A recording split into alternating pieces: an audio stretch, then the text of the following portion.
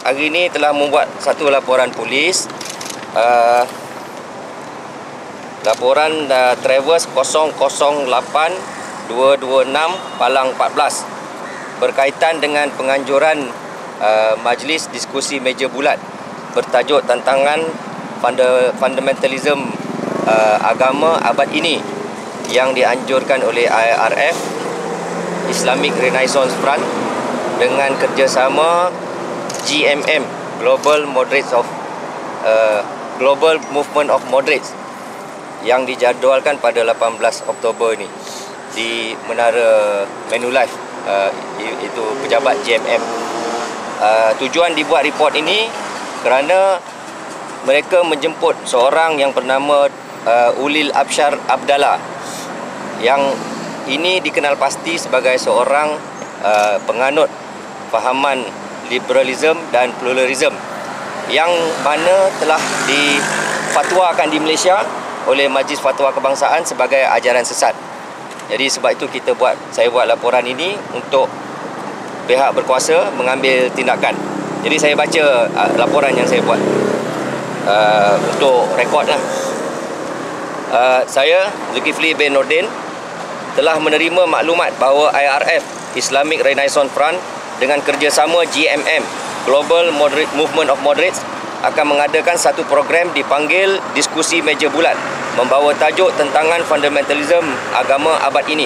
Program tersebut dijadualkan pada 18 Oktober 2014 dari jam 11 pagi hingga 1 tengah hari di bilik persidangan GMM tingkat 15 Menara Manulife, Bukit Damansara, Kuala Lumpur. Menurut risalah dan atur cara yang disebarkan, majlis akan dirasmikan oleh Datuk Saifuddin Abdullah, pengerusi GMM, dan ucap pertama oleh Dr. Ulil Abshar Abdallah dengan intervenernya Dr. Ahmad Farouk Musa dan Profesor Dr. Tajuddin Rasdi. Mengikut maklumat yang diperolehi daripada pejabat Mufti Wilayah Persekutuan di laman webnya, Ulil Abshar Abdallah adalah pengasas dan koordinator Jaringan Islam Liberal Indonesia yang telah membuat kenyataan berikut dalam beberapa media massa yang menghina Islam dan Nabi Muhammad. Antaranya seperti berikut. 1. Menurut saya, iaitu Ulil, tidak ada yang disebut Tuhan dalam pengertian seperti yang difahami tidak ada yang disebut hukum Tuhan dalam pengertian seperti yang difahami kebanyakan orang Islam. Misalnya hukum Tuhan tentang pencurian, jual beli, pernikahan, pemerintahan dan lain-lain. Disiarkan dalam Kompas 18 November 2002. 2. Rasul Muhammad adalah tokoh historis yang harus dikaji dengan kritis sehingga tidak hanya menjadi mitos yang dikagumi sahaja tanpa memandang aspek-aspek beliau sebagai manusia yang juga banyak kekurangan. Kompas 18 November 2002. 3. Islam seperti pernah dikemukakan Cik Nor dan sejumlah pemikir-pemikir lain adalah nilai generis yang biasa ada di Kristian, Hindu, Buddha, Konghucu, Taoism. Biasa jadi kebenaran Islam ada dalam filsafat Marxism. Kompas 18 November 2002.